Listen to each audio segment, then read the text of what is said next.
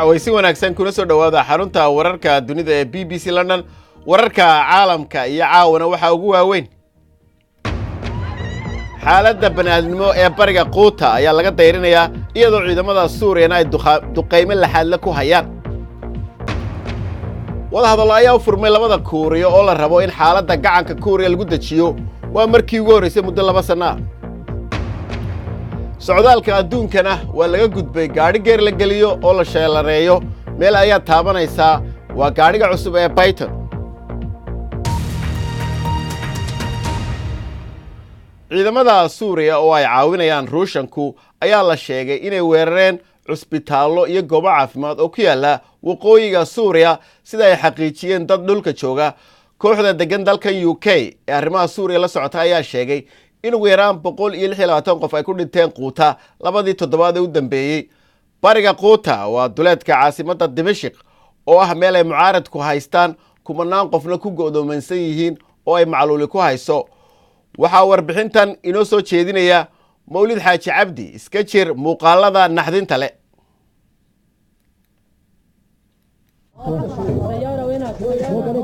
kadib 7 sano oo dagaal ah nidaamka Syria waa ay barteen sida shacabka loo niyad jabiyo degmada mucaaradku haysta ee Quuta duqaynta ayaa dhulka dhigtay dhismayaashani kolba ilmo yar ayaa halkan laga soo saarayaa oo ay caawiyeen kooxaha Britishka kaalmada ka hela waxaa gacanta la soo qabtay 3 jirka Reemas way bad qabtaa walaalaheed oo 4 ah iyo waalidkeedba waa ay weyday waa duqaynta cirka ee rajiimka Quuta caasimadda ayay ku dhowdahay oo caasimadda ayaa laga dhibi karaa in ka badan 1600 oo maalmood ayaa deegaankani go'doonsanaa 10kii carruuraba mid baa nafaqa daran amar 13 bilood ayay jirtaa gaajo ayuunbay taqaan magaaladani cunno waa laga helaa laakiin dukaamada ma taal qiimaha cunooyinka aasaasiga sida sonkorta ayaa 4 jibaara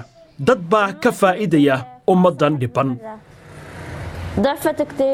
tan iyo markii ay dhalatay sidan ayay u ekayd waxba ma aanan cuni jirin markii aan uurkeeda lahaa nafaqa darro ayaa haysa maanta oo dhan waa ay ooyeysay dhakhtarka waxa uu yidhi waxa ay u baahan tahay cunto nafaqo leh waa macaluushii ugu darnayd ee Suuriya tan iyo markii dagaal ku bilowmay dhakhtar Amaani iyo dadka la midka ah wax badan kama qaban karaan qaramada midoobay ayaa codsatay in 500 oo ah dadka aad u buka in laga saaro 29 qof ayuunbaa la ogolaaday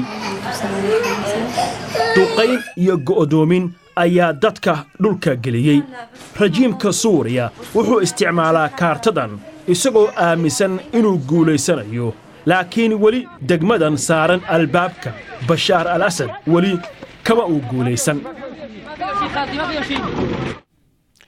Kuuriyada waqooyi ayaa ogolaatay in ciyaaryahankeedu ka qayb galaan ciyaaraha Olombikada ee qaboobaha oo ka dhici doona Kuuriyada Koonfureed sidoo kale Kuuriyada Koonfureed ayaa iyaduna soo jeedisay inay labada wadan ka wada hadlaan oo ay waliba ka faaloodaan mowduuca ku saabsan barnaamijka nuclear-ka ah ee Kuuriyada waqooyi samaysanayso marka horeba maxaa dhaliyay xaaladda ka dhaxaysa labadan wadan ee Kuuriyaanka ah Qaalib Xasan Baaruud ayaa ka faaloonaya jawiga soodinka hubka ka caagan ee u dhaxeeya waqooyiga iyo Kuuriyada Koonfureed waxaa ka jiray shaki iyo colaad laakiin maanta xaalku waa mid kii hore ka duwan wafdi heer sare ah ayaa ka soo sadcaashay Kuuriyada waqooyi si ay wada hadal rasmiya ula furaan Kuuriyada Koonfureed salaantan iyo soo dhawayntan diirani waa mid aad uga fog colaadii iyo dagaalkii laga cabsi qabay inuu ka qarxo gacanka Kuuriya kadib markii uu waqooyigu horumar degdeg ah ka gaadhay hubka nuclear-ka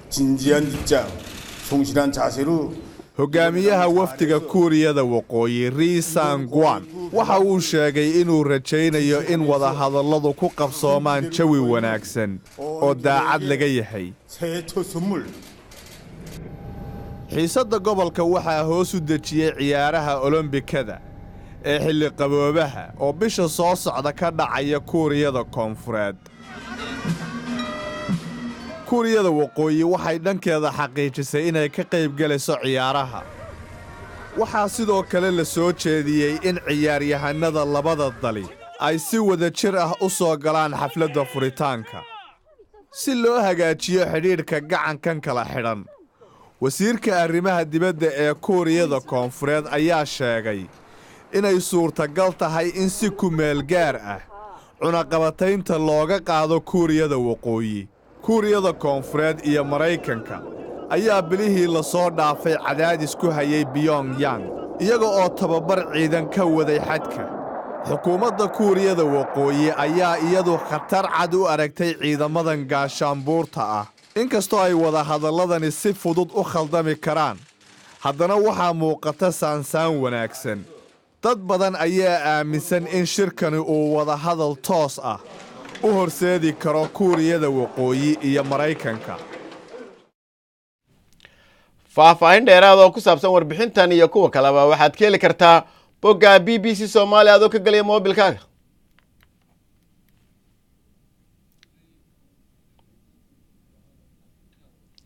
bal markana aynu eegno qodobada kale ee ku jira wararka maanta. mas-uuliyiinta Suudaan ayaa sheegay inay awood u adeegsan doonaan si ay u kala kaxeeyaan dadka ka bannaan baxaya qiimaha roodhida ee kordhay. hal qof ayaa dhintay, dugsiyaduna way xidhan yihiin tan iyo markii ay bilowdeen bannaanbaxyada 4 cisho ka hor. moofooyinka Suudaan ayaa labanlaabay roodhida kadib markii dawladdu qiimaha daqiiqda 3 jibaartay.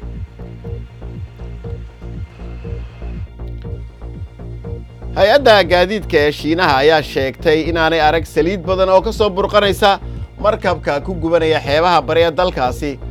markabkani ayaa siday 1 milyan oo tan oo shidaal ah.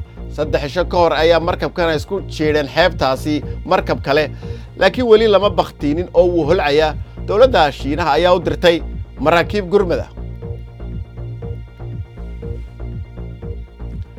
hay-adda la dagaalanka musuqmaasuqa ee Zimbabwe ayaa baadhaysa inay si sharci darro ah ku heshay shahaadada digtooraadka ee PhD xaaskii hore ee madaxweyne Mugabe. Grace ayaa weligeed aan qorin qoraalka cilmiyeedka ay tahay la qoro, waxaanay markii dambe rabtayba inay dalka qabsato oo ay odayga dhaxasho, taasi oo keentay inay militarigu dalka la wareegaan. cilmi baadhayaasha ayaa sheegaya in qubada ku sugan kaymaha hoose ee badda Australia inay dhadig u badan tahay, waxayna eedda saarayaan isbeddelka cimilada. waayo waxay yidhaahdeen dhadig iyo lab waxay ku xidhan tahay qubada ilmagaleenkeeda sida heerkulkiisu yahay, waxaana imka la bilaabay in xal loo raadiyo oo hadh loo xidho qubadaasi u badatay dumarka.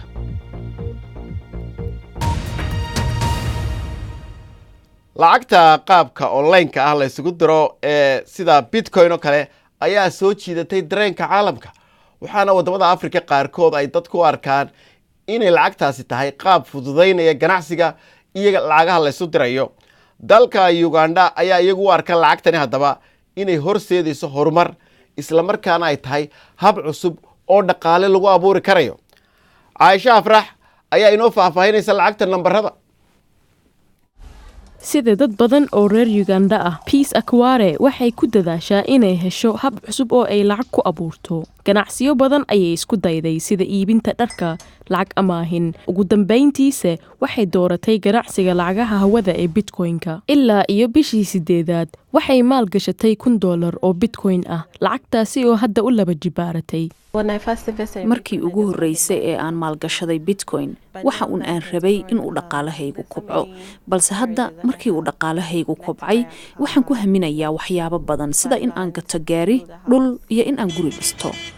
lama hubo tirada dadka reer Uganda ee ka ganacsada lacagahan digitalka ah, balse tirada dadkaasi waa mid sii kordhaysa. hadda waxaa bilowday casharo lagu dhigto sida looga ganacsado lacagahan cusub. in ka badan 50 qof ayaa ka soo qayb galo casharo toddobaadle ah oo uu bixiyo Martin Surego. wuxuu sheegayaa shaqo la'aanta dhalinyarada haysata inay u soo jiidayso lacagahan arday badan. haddii aanad u haynin shaqooyin warshado ama shaqooyinka shirkadaha, kumanaankan kun ee ardayda ah ee ka soo qalin jebiyey jaamacadaha, tani waa beddelkeeda. inkastoo ay dadka qaarkood ka faa'iidayaan lacagaha kuwa kalena waa ay ku khasaarayaan. Joshim Indokero hadda ayuu dhameeyey jaamacaddiisa, shaqo ayuuna raadinayaa. waxa aan lumiyey wax kasta. waxaan u malaynayaa waxa ay ahayd 2 saacadood gudahood. haddii ay khasaaro ahaydna xaqiiqdii waa khasaaro. haddii ay faa'iido noqotana sida hadda ka hor filim aan ka qayb galay oo aan ka faa'iiday $200 anigoo sariirtayda saaran. walow ay dadka Uganda qaarkood u arkaan lacagahani horumar, khubarada ayaa sheegaya inay yihiin khatar kuna habboon yihiin kaliya dadka ka soo kaban kara khasaaraha. waa tahay aynu lacagii halkaa kaga baxnay caawa iyo xagga isboortigana wareeggii hore ee koobka la yidhahdo La Liga ee dalkan Ingiriiska ama League Cup-ka waxaa la yaraystay kooxda Bristol City, laakiin afka ayay dhulka u dareen Manchester United. caawana Manchester City ayaabay fooda istarayaan. waa Manchester City iyo Bristol City. Guardiola iyo ciidankiisu Bristol City ayaan dab yar shidaynin. Manchester City-na waxa ay rabaan inay 4 koob ciyaarayaanba gacanta ku dhigaan. xidhiidhka kubadda cagta ee Ingiriiska ayaa ballan qaaday inay fursad siin doonaan dadka madow iyo dadka Eeshiyaanka ee laga tirada badan ee dalkan marka laga hadlayo jagooyinka iyo hoggaanka xidhiidhka kubadda cagta ee Ingiriiska. waxaana la yiraahdaa nidaamkan Rooney Rule kaasi oo hore ay u soo fuliyeen NFL-ka dalka Mareykanka. xalay waxaa markii ugu horeysay la isticmaalay dalkan Ingiriiska garsooraha videoga the video assistant referee system afka qalaad lagu yiraahdo. ciyaartii Brighton iyo Crystal Palace dhex martay ee FA Cup-ka ayaa loogu wanqalay videoga isagoo xukunka ridaya. bal technology-gan dib ugu soo noqonaynaaye baabuur cusub oo loo bixiyay Python isla markaana ay hindiseen injineeradii hore ee BMW-ga iyo Apple ayaa la soo bandhigay maanta ka hor bandhigga elektroonikada caalamiga ah ee la qabto 9 ilaa 12 bishan January. waa gaari casri ah waxaanu leeyahay dashkawar ama dashboard weyn oo elektroonig ah. Cabdixaafid Cawal Ismaaciil ayaa warbixintan inooga haya gaadhiga cajiibka ah. kani waxa uu egyahay gaadhigii ugu horeeyey ee ku shaqeeya electric. magaca Bates waxaa loola jeedaa elektrigii ku shaqaynayay shaagaga. waxaa hindisay injineeradii hore ee shirkadaha BMW iyo Apple. waxaanu leeyahay technology u saamaxaya inuu keligiis iswado.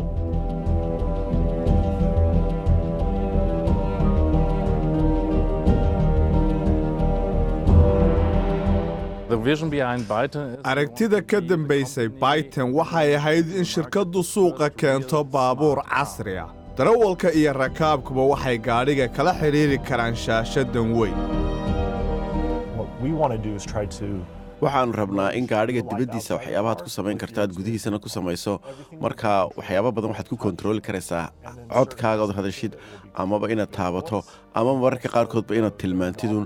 taasi oo wax aad u fiican.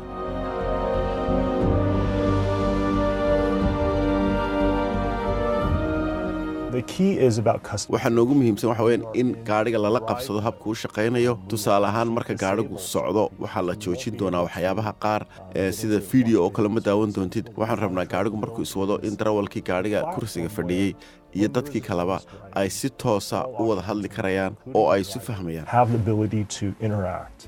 iyada oo laga baqay in baabuurka la sawiro oo lagu wadaago baraha ay bulshadu ku kulanto ee internetka, waxaa lagu tijaabinayaa kaxayntiisa meel xidhan.